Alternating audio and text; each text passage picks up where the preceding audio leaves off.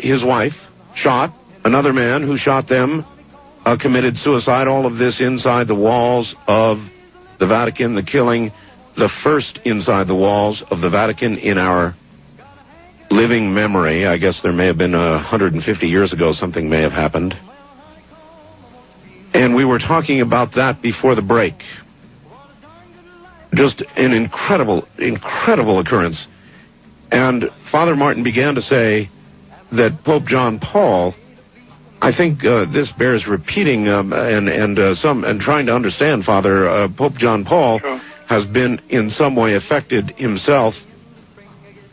It must be a cause of great anguish for him. Well, you said that, but you said that he went to a voodoo. I'm not really caught up on this, Father. Well, he went to Haiti. He had a papal trip to Haiti, and during that trip he met officially with the head of I think it's 15,000 voodoo priests that live in Haiti, and sat down with him. We have the photograph, but I have it here in my files.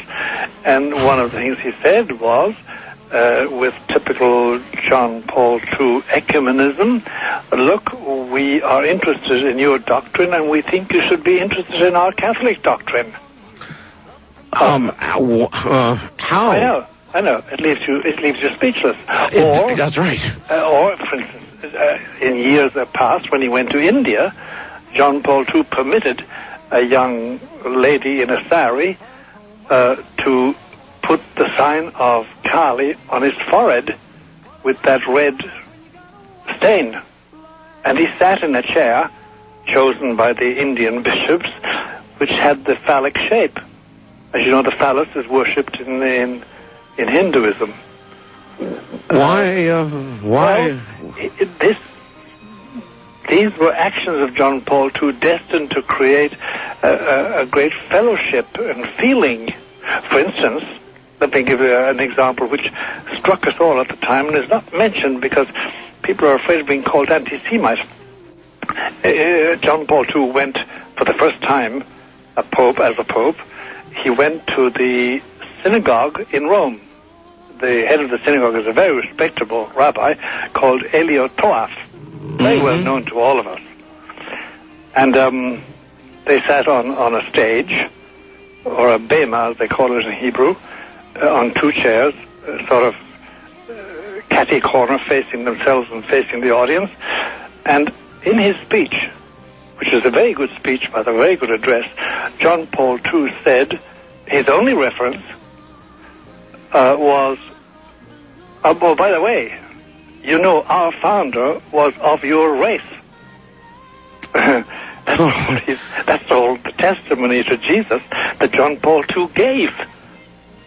And when his Vatican held a special Holocaust evening, which was standing room only, it was such a grand affair, with music and with a huge menorah lit by the grandchildren of people who had survived Auschwitz and Dachau and Birkenau, the Hitler camps. In his speech for that particular evening, which was a Holocaust evening, John Paul II consented to have the only crucifix in the hall removed in order not to offend his Jewish friends. Well, we consider that, for me to remark that, it's not anti-Semitism on my part. I've done more, I think, for Jewish-Christian relations than most people alive. It's a story you and I have never delved into, which we will at another broadcast, please God. But the fact we find this, no pope before John the 23rd, before John Paul II, would have allowed it. If a cardinal did that under any of the other popes, the cardinal would be sent away to live life out in a monastery on the top of the Sierra Madre. Why has John Paul done it? It is his form of ecumenism. And look, let me make quite clear, Art, for you and for everybody listening, this man is my pope. He does represent Christ. He is the vicar of Christ for me.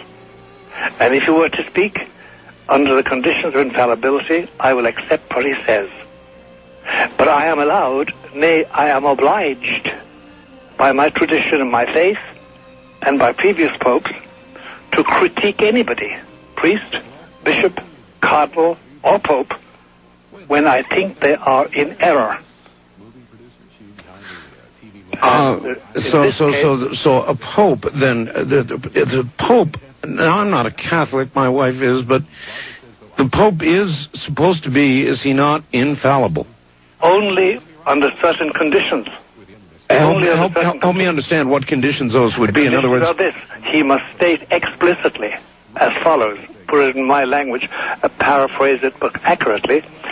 What I'm about to tell you is something I say as the successor of Peter, and I say it with the authority of Christ as his vicar on earth, to be held by all the faithful as a matter of profound, divine Roman Catholic faith.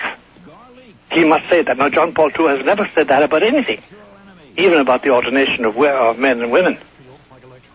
So then he can do that on the one hand, though he hasn't done it, and on the other can sit down with a voodoo priest. That's right. And in his famous encyclical, which has become so popular with progressive Catholics, it's called Ut Unum Sint, that they may be one, he discussed and outlined the way he would like to take apart the whole doctrine of the Pope's primacy in order to suit non-Catholics.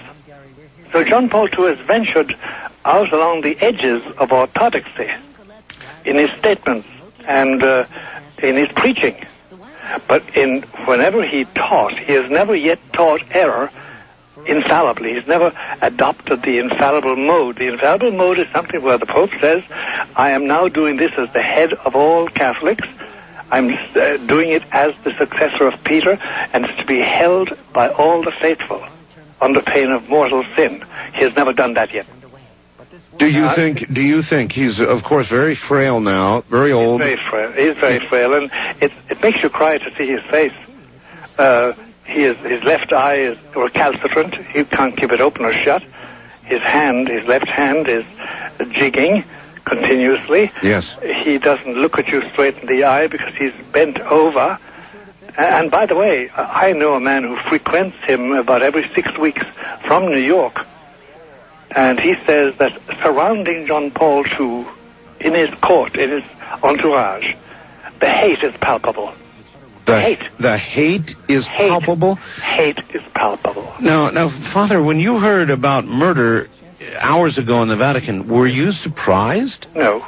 You were not surprised? No, I'm not surprised. I'm appalled, of course, and shocked, because 3 people's lives were snuffed out by violence, and but I know that we will, in my lifetime, I may not know the real facts behind it all, and moment of insanity is a beautiful expression in Italian, but tells me nothing about the reality. But surprised? No, I'm not surprised. Well, when you said that the Pope's entourage, that the feeling of hate was palpable, hate of the Pope, you mean? Yeah. Hate of the Pope? Yes, and of this particular Pope. And this man, by the way, is not a Christian. I beg your pardon? He's not a Christian. He's a technocrat who goes to the Vatican for a certain reason periodically. And he says you can't mistake the hate and dislike of this man in his immediate entourage. And so John Paul II is a pathetic figure, really. He lives with this night and day. There is no mercy for him. There is no compassion for him in his normal entourage.